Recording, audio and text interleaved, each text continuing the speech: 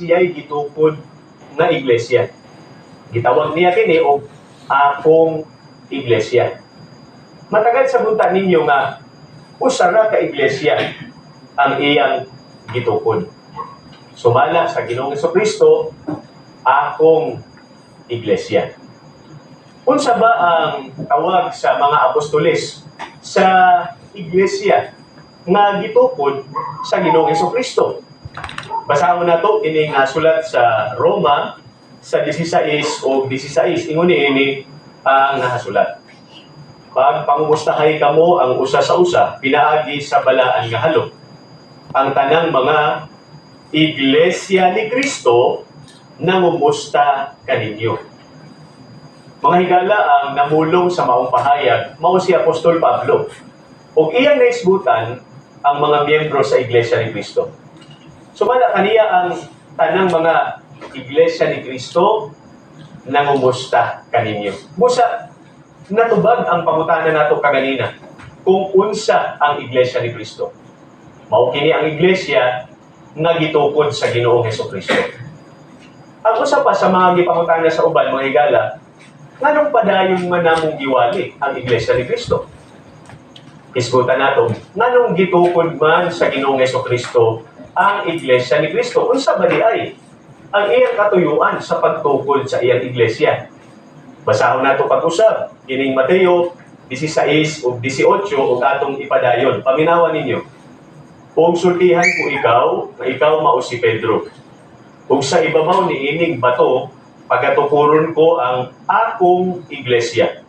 Ug ang mga gahom sa kamatayon, dili gayud makabuntog kaniya. Mga higala, tinaw kung anong gitukod sa Ginoong Jesucristo ang iglesia. Aron ang tao na mahimong miyembro ni ini, dili na mabuntog sa gahom sa kamatayon. Pusa, bililhon gayon ang matuod nga iglesia. Labaw bililhon pa kay sa bahandi, sa kinaadman, sa gahom o uban pa. Nga naman, tungod kay bisan pa o adunahan, o puno sa kaalak ang tao, o kaadunay impluensya sa katilingban, dili man gihapon niya mahimo nga mabuntog ang gahom sa kamatayon, pinaagi niya ng mga butak na. Kapag mahimong adunay musulti nga, aduna man ko'y kaila nga mga iglesia ni Kristo, pero namatay man lagi gihapon. Mahigala buot namong ipatagan kaninyo, no, nga wala man namo itudlo nga kung ang tao mahimong iglesia ni Kristo, dili na siya mamatay. Hinumduman nato nga ang Ginoong Jesucristo mismo nakasinatik man og kamatayon. Ang mga apostoles ug ang mga unang Kristiyano, dugay naman silang patay. Hinumduman sab nato mga higala nga gitakda gayud sa Ginoong Dios alang sa tanan ang kamatayon. Sumala kana sa Hebreo 9:27.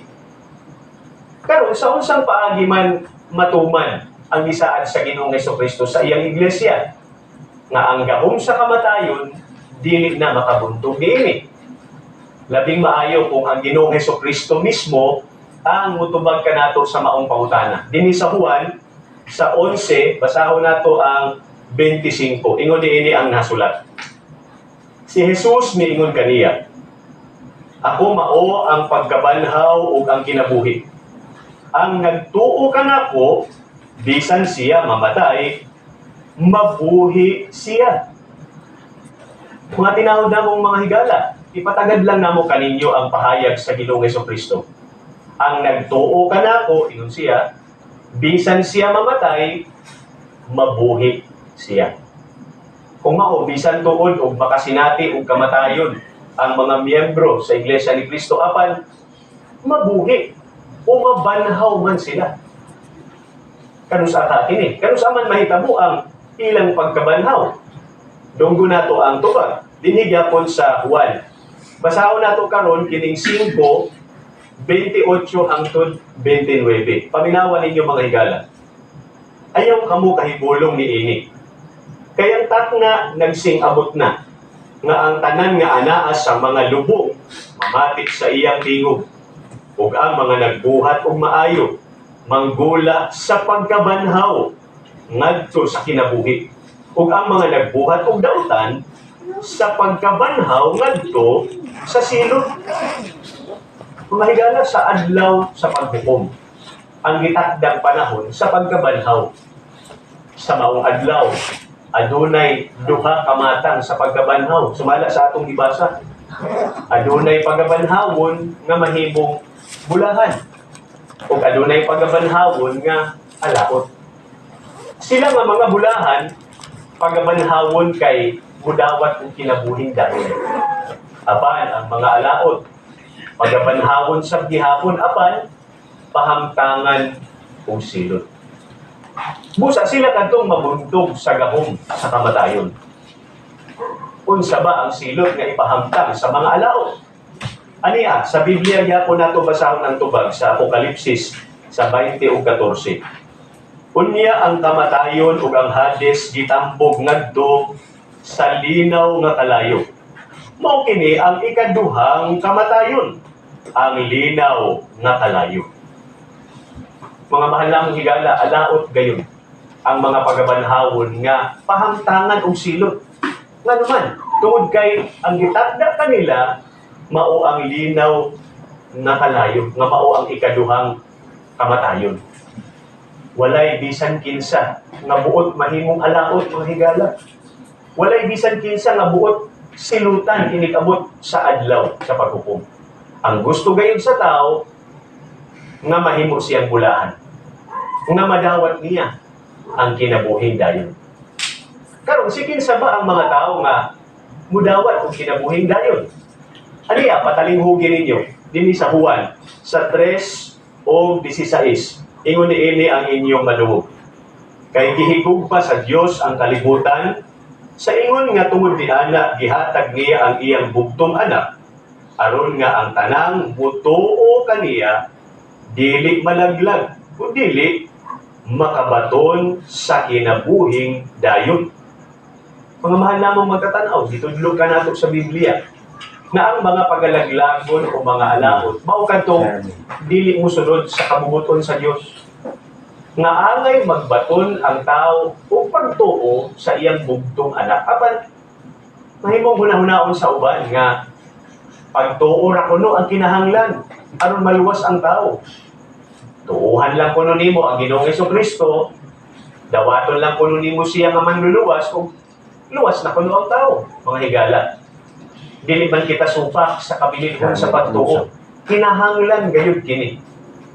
Apan kinsa ba ang matuod nga mga magtotoo? Sumala sa Ginoong Hesukristo. Ang Biblia ang atong patubagon ni ana. Idinhi sa nasulat sa Juan sa 10:26 sa The Living Bible. But you don't believe me because you are not part of my flock. Mga higala, kinsa kadtong mga matuod na magtotoo sa Ginoong Hesukristo? Sila kadtong kauban sa iyang panon. Unsa ang pagpamatuod niini? Sumala kaniya, dili kauban sa iyang panon kadtong mga dili mutuo kaniya.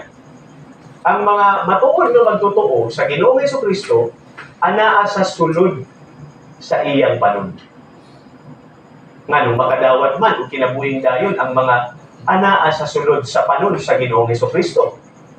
Pahayag gihapon sa Ginoong Hesukristo ang atong pagabasahon. Dinhi sa Juan sa 10, sa 7 ug sa 9 sa Revised English Bible. So Jesus spoke again. In very truth I tell you, I am the door of the sheepfold. I am the door. Anyone who comes into the fold through me will be safe. Mga tinawag namong magtatanaw, unta, inyong natagad ang gipamulong sa Ginoong Hesukristo. Bisan kinsang tao nga musulod sa panon, agi kanako, siya maliwas. Mao nga, angay o kinahanglan, musulod ang tao sa panon, aron makapiho siya og kaluwasan. Ang uban man gud mga higala, gidawat nila ang Ginoong Hesukristo. Gusto nila og kaluwasan, apan wala nila gidawat ang paagi nga gitudlo sa Ginoong Hesukristo aron sila maluwas. Mga mahal na mong higala, kung dili nato kinituuhan, kung dili nato sundon ang pahayag sa Ginoong Hesukristo, kinsa pa kaha ang atong tuuhan ug sundon aron kita maluwas. Kining mao mga pulong pahayag mismo sa manluluwas. Hinumduman nato, gisaad sa manluluwas ang kaluwasan alang sa mga anaa sa sulod sa panon lamang, dili para sa tanan. Karon isgutan nato mga higala, hain man kining panon, kundi indeed to dahimutang ang mga misunod sa Ginoong Hesukristo. Ang tubang sa Biblia nato basahon, dili sa buhat sa 20:28 sa Lamsa Translation, patalinghugin ninyo, mga mahal na mong higala. Take heed therefore to yourselves and to all the flock, over which the Holy Spirit has appointed you overseers, to feed the church of Christ, which He has purchased with His blood. Mga mahal na mong higala, ang panon na gitubos sa Ginoong Hesukristo, pinaagi sa iyang dugo, ug gisaaran nga maluwas, walay lain kundi ang Iglesia ni Kristo. Mao nga natubag gayon ang atong gipangutana kaganina. Kung sa badi ay ang makuha o mapuslan sa tao, kung siya musulod sa Iglesia ni Kristo, siya maluwas. Ang usa pa ka pangutana, nganong daghan man ang padayong nagpamiyembro sa Iglesia ni Kristo? Tungod kay nakasabot gayon sila sa gisugop sa Ginoong Hesukristo o ilang bukos kini nga gisunod. Kami sa mga mahal na mong higala, nadugog na mo ang kasuguan sa Diyos, pinaagi sa Ginoong Hesukristo. Nasabtan gayon na mo kini o bukos na gisunod. Mga tinawag na mong mga magtatanaw unta, nakapukaw kini sa inyong pagtagad. Ano naman ko'y uban, makasubo paminawon, pero nakapamating tuod. Apan, wala man makasabot, mauwala nila masunod. Aduna sa'y pipila nga nakapamati o natinawan, pero wala nila buhata ang ilang nadungog. Kamu ka, mga mahal na mong higala. Kamu nga nagtanaw ka nato karon. Nakapamati ka mo sa mga kasuguan sa Ginoong Diyos. Di ba? Nasabtan ka ninyo kini. May mong adunay mo tubag, oo, nakasabot kami. Kung nadungog ninyo o nasabtan ninyo ang mga pulong sa Diyos, ang pangutana karon mga higala, sundon ka ninyo kini. Mahimong daghang mo tubag, oo, sundon ako. Kanus aman, ang tugmang panahon aron sundon kining kasubuan. Aniya, basahon nato ang Hebreo 3:15, ingon niini ang inyong madungog. Samtang ginahingon pa, karong adlaw, inig kadungog ninyo sa iyang tingog. Ayaw ang inyong mga kasing-kasing. Ingon nga ni adtong pagpangsupil nila, bato ka na po. Mga higala, karong adlaw, nga nadungog ninyo ang pagtunlok sa Ginoong Diyos, pinaagi sa Biblia. Mapuslan unta ninyo ang katuyuan sa Ginoong Hesukristo sa pagtuon niya sa iyang iglesia. Unta, mahimo kamong miyembro sa Iglesia ni Kristo. Aron makabaton kung katubsanan, kung mapasaylo ang mga sala. Kung magkauban-uban kita, lumudawat kong kaluwasan, kung kinabuhing dayon. I-welcome na mo kamo, napadayon mo tanaw o mamati sa uban pang religious program sa Iglesia ni Kristo.